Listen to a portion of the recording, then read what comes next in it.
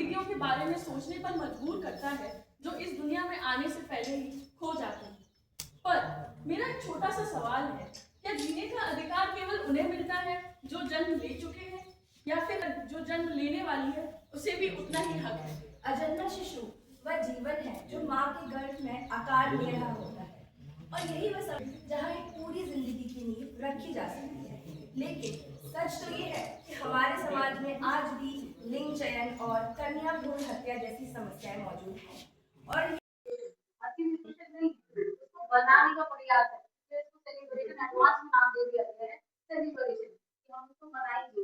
तो जैसा कि हमारे स्कूल से ही बताया कि अजन्मा शिशु जो कि गर्भ में है तभी तो उसके लिए लाइफ में रिस्क हो जाती है। दो रीजन है, तो गौरव ने ही बताया कि सामाजिक कारण है और वो है अंतर्राष्ट्रीय अजन्मा शिशु को बचाने के रिगार्डिंग।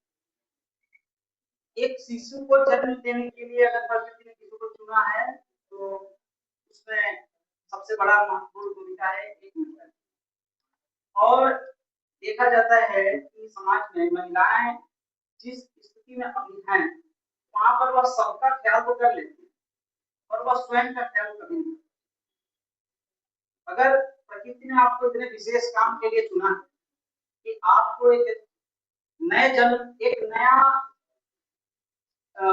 जन्म देना है किसी को, तो सबसे पहले अगर उसमें आप स्वस्थ नहीं हैं तो एक स्वस्थ शिशु का तो जन्म नहीं होने वाला है। और कंसीव करने के लिए एक स्वस्थ गर्भ का होना बहुत आवश्यक माना जाता है। तो मैं यहाँ पर आया और इसलिए रुक के आया कि एक बता सकूं, यह मुद्दा नहीं उठ पाया था कि आप सभी से एक प्रार्थना है, निवेदन है कि आप सभी लोग अपने जब पूरे सुबह से लेकर और शाम तक और आने वाले जीवन में जब आप जी रहे हैं तो इस बात का सदैव ख्याल रखें कि आप जितनी भी स्त्रियां हैं उनको बहुत विशेष काम के लिए चुना गया है। तो उस प्रकार से अपने आप का भी ख्याल रखें।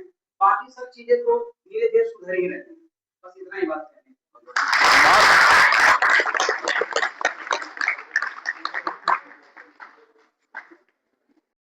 जैसे क्या कहते हैं, क्लिनिक पे अगर किसी क्लिनिक पे भूड़ का जो है उसका परीक्षण होता है, तो अगर कोई भी व्यक्ति उसको बताता है कि यहाँ पे उसका परीक्षण किया जा रहा है, तो क्या कहते हैं उस व्यक्ति को 10,000 रुपये जो है क्या कहते हैं एक राशि मिलेगी बताने के लिए कि आपने बताया, और उस क्लिनिक को बंद किया जाएगा।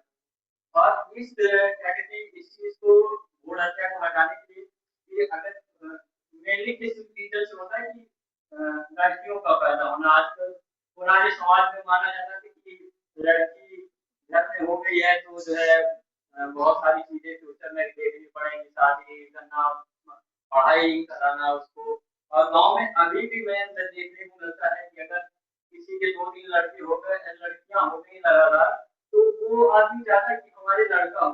अभी भी समाज में ये सारी कुरीतियां अभी भी बसी हुई है कि लड़की और लड़कियों में डिफरेंस देखा जाता है, जिसके कारण हमारा लिंगानुपात जो है 943 आउट ऑफ 100 ये जो है आउट ऑफ 1000 बच्चों पर लड़कों में जो है 943 लड़कियां हैं। इसका कारण है कि